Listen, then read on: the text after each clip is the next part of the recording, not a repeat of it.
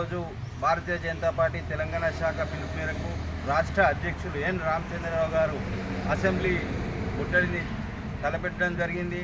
Congress party గెలవకముందు ఇచ్చిన హామీలకు assembly ముట్టడి కార్యక్రమాన్ని రాష్ట్ర అధ్యక్షుడు పిలుపునిచ్చారు. ఈరోజు నార్సింగి మండల కేంద్రం నుంచి హైదరాబాద్కు బయలుదేరుతుండగా నార్సింగి పిఎస్ వారు మమ్మల్ని అడ్డుకొని ఇక్కడ నార్సింగి పోలీస్ స్టేషన్కి తరలించడం జరిగింది. మేము ఏదైతే ప్రజల కోసం సేవ చేయాలని భారతీయ జనతా పార్టీ భావిస్తుందో మమ్మల్ని హైదరాబాద్కు పోనీయకుండా, అసెంబ్లీ ముట్టడికి పోనీయకుండా ఇక్కడే అడ్డుకోవడం ఏమైన చర్య. భారతీయ జనతా పార్టీ ప్రజల కోసం ఎల్లప్పుడూ పనిచేస్తూనే ఉంటుంది.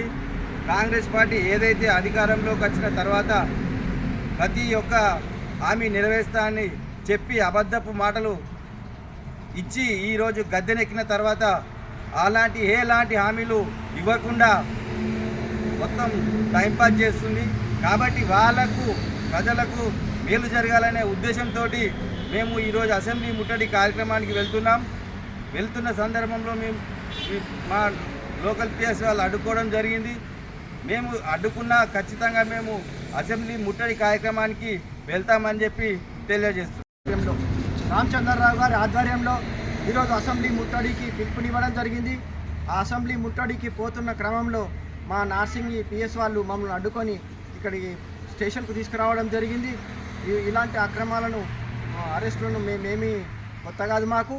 కాబట్టి కాంగ్రెస్ ప్రభుత్వము ఎన్నో హామీలు ఇచ్చి 420 హామీలు ఇచ్చి ఒక్క హామీ కూడా నెరవేర్చకుండా తుంగలో దొక్కి ప్రజలను మభ్యపెట్టి గెలిచి ఆ హామీలను నెరవేర్చకుండా ఉన్నది. కాబట్టి అట్టి హామీలను నెరవేర్చడానికి వాళ్ళ ముందుంచడానికి వాళ్లకు ప్రజల మధ్య బీజేపీ పార్టీ పోయి వారికి పిలిపించి అసెంబ్లీ ముట్టడికి పోవడం జరుగుతుంది. అట్టి కార్యక్రమాన్ని విజయవంతము చేయడానికి రాష్ట్ర బీజేపీ పార్టీ అధ్యక్షుడు రామచంద్రరావు గారు కృతనిశ్చయంతో ఉన్నారు. నిరసన తెలిపే హక్కు ప్రతి భారతీయ పౌరుడికి రాజ్యాంగంలో కల్పించారు. అట్టి రాజ్యాంగాన్ని ఈరోజు నిరసన తెలిపే హక్కును కూడా కోల్పోవడం జరుగుతుంది. ప్రజలు ఏదానికైనా ప్రజల నిరసన హక్కు అనేది ఒక బాధ్యత. అట్టి బాధ్యతను నెరవేర్చడానికి వెళ్తుంటే కూడా ఇలా అరెస్ట్ చేయడం సమంజసం కాదు. మీ రాహుల్ గాంధీ రాజ్యాంగం అనే పుస్తకం పట్టుకొని మొత్తం తిరుగుతుండు. ఆ రాజ్యాంగంలో ఉన్న అధ్యయనాలు, షెడ్యూలు అవన్నీ తెలుసుకుంటే బాగుంటుందని చెప్పేసి మేము ఇక్కడ పత్రికాముఖంగా తెలియజేస్తున్నాం.